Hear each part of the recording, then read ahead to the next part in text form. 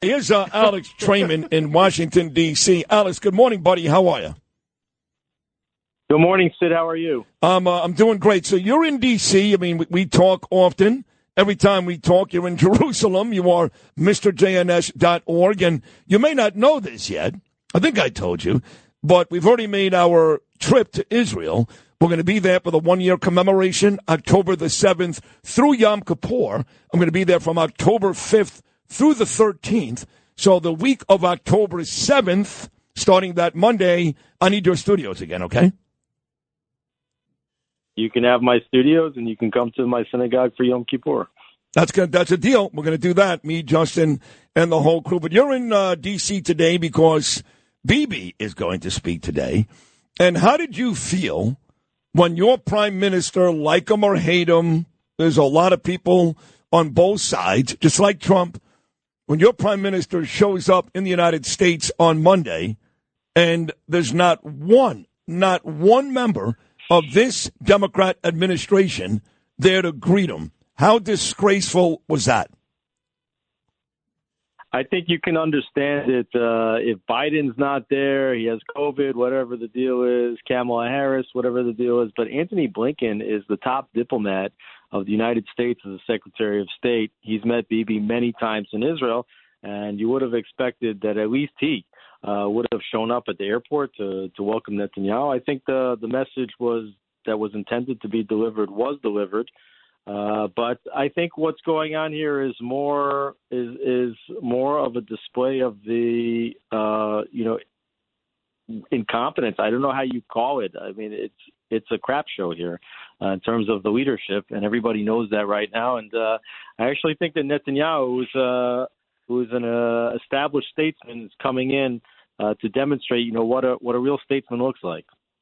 He is that, and so is Donald Trump. At times, we know Donald gets a bit bullish and doesn't look great. We know that, but he's a real statesman. He is set to meet with Bibi on Friday. For folks that don't know, those two have not exactly gotten along great the last couple of years since Joe Biden won and Bibi publicly went out there and supported Biden, and Trump was pissed.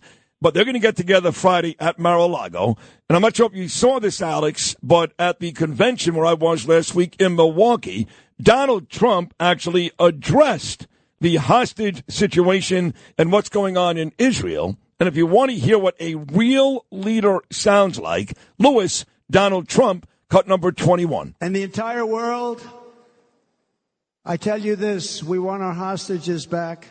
And they better be back before I assume office, or you will be paying a very big price. I mean, so reminiscent of what Ronald Reagan said to Iran back in 1980. I've never heard anybody on the Democrat side say anything like that, being that forceful.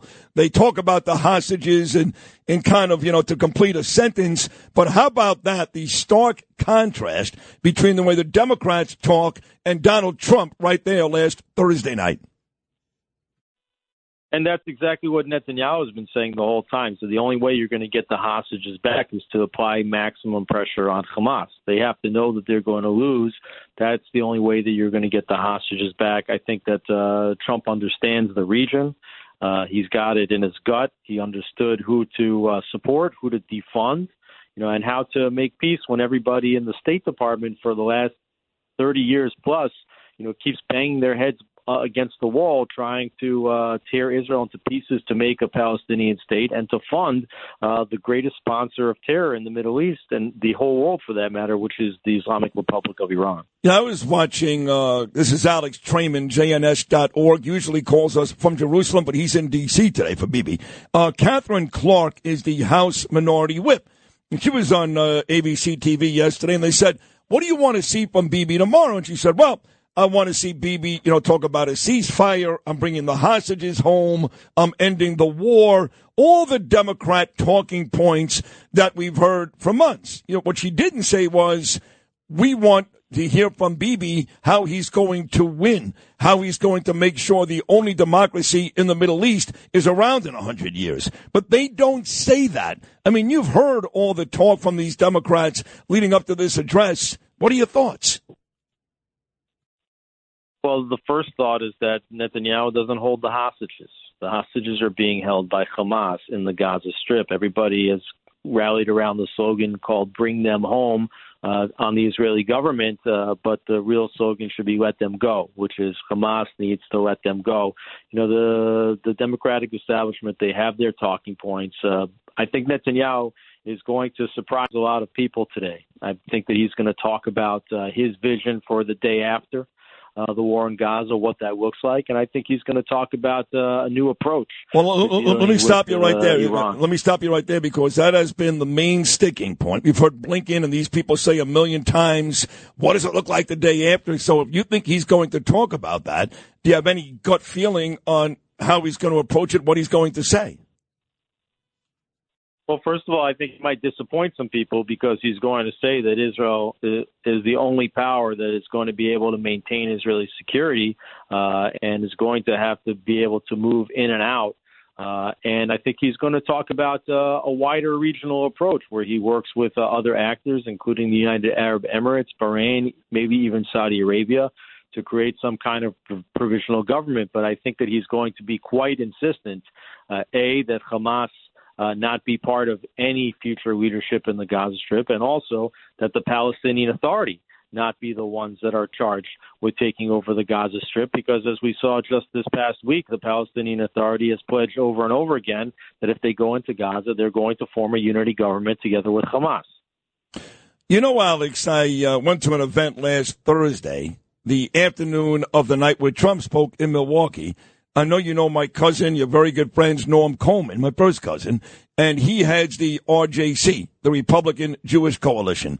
And he had this wonderful event at a place called the Wisconsin House, about 15 minutes away from the arena where Trump spoke that night. And there was a lot of great speakers. Everybody from Governor Abbott, Texas, Doug Burgum, even Kristi Noem. The guy that really stole the show from me was Mike Johnson, the Speaker of the House. And Mike Johnson has been very adamant about if folks cause trouble today, they're going to arrest them. And he talks specifically about a bunch of Democrats, House Democrats, that are not going to be there today. Here's one of them, Lewis, cut number 16. I don't think he should be here. I don't think Netanyahu should be here. AOC, I don't think Netanyahu should be here. She's not coming. Bernie Sanders, worthless Jew, he's not coming. Liz Warren, there's a ton of House Democrats that are not going to show up. What are your thoughts? Our main ally in the Middle East, and you've got politicians who are not going to show up. That's the best case scenario. The worst is they show up and actually cause trouble. What are your thoughts? I think that's right. I would expect that some will show up and will cause trouble. They want to create the spectacle inside the room to interrupt Netanyahu and to do it maybe all at once, maybe one at a time, to just create complete distraction. But, I think what you said is correct about Israel being an ally of the United States. Israel is such a loyal ally of the United States. If you would poll any Israeli about how much they feel that they align with the United States, how much they care about the strength of the United States, how much they share values with the United States, you would get 95% of the Israeli public. And I don't think you would find that in almost any other country in the world. And it's quite ironic, if not beyond ironic, that these so-called liberals, the most liberal of the liberals, the progressives of the liberals, they will specifically choose not to align with the democratically elected leader of the most liberal country in the Middle East and one of the most liberal countries in the entire world, and instead they will side with repressive, illiberal terror sponsors and murderers instead of their ally. You know, starting Monday, October 9th, literally 2 days after that horrible day, that's the first time I spoke to you, thanks to Noam Laden. And you've been coming on regularly since, and now we're dear friends, you, Tzippy, Danielle. I had Shabbos dinner at your house, and I'll do it again coming this October. But I spent almost every time you've been on since October 9th trying to prove to you that Joe Biden was not pro-Israel. Because you, like many others, came on early on and said, no, he's pro-Israel. No, he's not. And we got to that point where you were like, okay, you're right, he's not pro-Israel. Well, he's out now, and here comes Kamala Harris. And I got to tell you, as tough as I was on Biden, and I was very tough because I know he was full of it, she's worse. Her record for Israel, all she talks about is punishing Bibi for going into Rafah. By the way, he did get 4 hostages out of Rafah, excuse me. She's also talked about the two-state solution. She's also talked about how Israel has been committing genocide. She's worse than Joe Biden. Agree or disagree? 100%. Joe Biden is one of the, old guard of the Democratic Party that has been participating in this alliance with Israel for decades, for better or for worse. But still, there was a relationship and a close one. Kamala Harris doesn't come from that tree. And it's also been clear that Joe Biden hasn't been the one running the policy on Israel, probably hasn't been running the policy on most anything over the last period, but especially not in the last year since this war started. And you've actually seen even Joe Biden decline dramatically since that trip that he made to Israel in the beginning of the war. So it's obvious that it's been Anthony Blinken, Jake Sullivan, and other worse elements of the foreign policy administration, including Maher Bitar and Hadi Amr, who are virulently anti-Israel in their nature. And Kamala Harris comes from this progressive tree. She is a progressive. She comes from the Obama line, and she has no love in her heart anywhere for the state of Israel, as far as we can tell. None, zero. And what's crazy is she's going to say all the right things. She's going to meet privately with Bibi this week. Trump's going to meet with Bibi, too, down in Mar-a-Lago on Friday. She's going to say all the right things. Look, I love Israel, but, I just want to make sure the other folks are okay, too. All that nonsense, So Lizzie Savetsky is a very, very famous influencer, has about 400,000 followers. And I've been working on her for 9 months, like Michael Rappaport, like Alan Dershowitz, to convince her to stop voting Democrat. She's a lifelong Dem, and start voting for people like Trump. Well, yesterday on this show, you're not going to believe this. You're not going to believe it, Alex. But yesterday on this show, it finally happened. Lizzie Savetsky, cut number 9. Whatever I do in November, I'm going to go in. I'm going to go into the little voting booth. I'm going to feel bad about no matter what I do. Right. And I'm going to then put the hands up and pray to God that I don't regret whatever choice I made. Right. And F it, MAGA 2024. F it, MAGA 2024. She admits she's voting for Trump. You have to see, Alex, on my Instagram timeline at rosenberg.sydney, the amount of Jews that have been killing her. I mean, killing her since last night. I'm done with you. You screwed us. Trump is a Nazi. Trump is a Nazi. The Democrats love the Jews. So you tell me, Alex, as a man that lives in Jerusalem and talks to Israelis, what exactly am I missing here? It was interesting. Yesterday, Prime Minister Netanyahu had 2 meetings, public meetings. One was a meeting with Jewish community leaders, and one was a meeting with evangelical Christian faith leaders. I was talking and schmoozing with leaders of going in and out of both of those meetings, and you saw that I'd say maybe 50-50 of the Jewish leaders, are conservative, and 50-50 are liberal. Half will vote for Republicans in this election, half will vote for Democrats. The evangelical Christians, 100% of them are going to vote for Donald Trump in this upcoming election, and 100% of them do not criticize not even one policy of Netanyahu and the state of Israel, while the Jewish leaders, while they all support Israel to some extent or another, they all are also highly critical. It's hard to understand. For Jews, they have a lot of issues, but it's been very, very clear in the last 8 years, 12 years that the policies of Donald Trump did a lot more for the safety and security of the state of Israel and the entire Middle East than the policies of the Obama administration and now the Biden administration. So is it fair to assume on the way out that JNS.org, if you haven't already, maybe you have, if you haven't already, you guys are endorsing Trump, not Harris, right?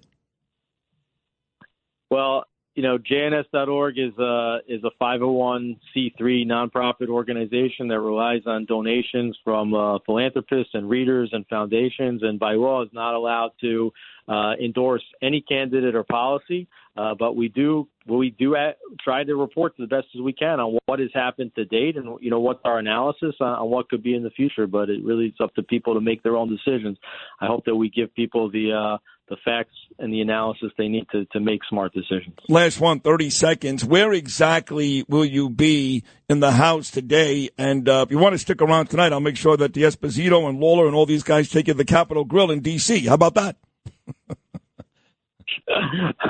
It sounds good. I've been going to the kosher establishment in D.C., the Char Bar, but we should be in the gallery with the entire Israeli press delegation. Looking forward to the speech. I think in some ways it has the possibilities to be historic. Don't forget that in 2015, when Netanyahu came in and he opposed the signing of the Iran nuclear deal that Obama was putting on the table, that was one of the foundational elements that led to the Abraham Accord signing several years later.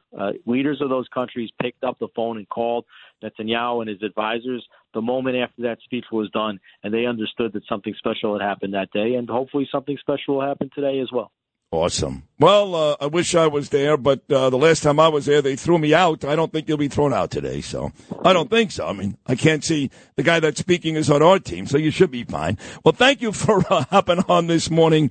I'm glad, Alex, you're going to take part in this historical event later on today. You know I love you, and I will talk to you when you get back safely to Jerusalem. Thank you so much. Thanks so much, Sid. My guy, Alex Traiman, JNS.org, live from Washington, D.C., a little departure from his regular calls from Jerusalem. He's going to see Bibi speak in the People's House today.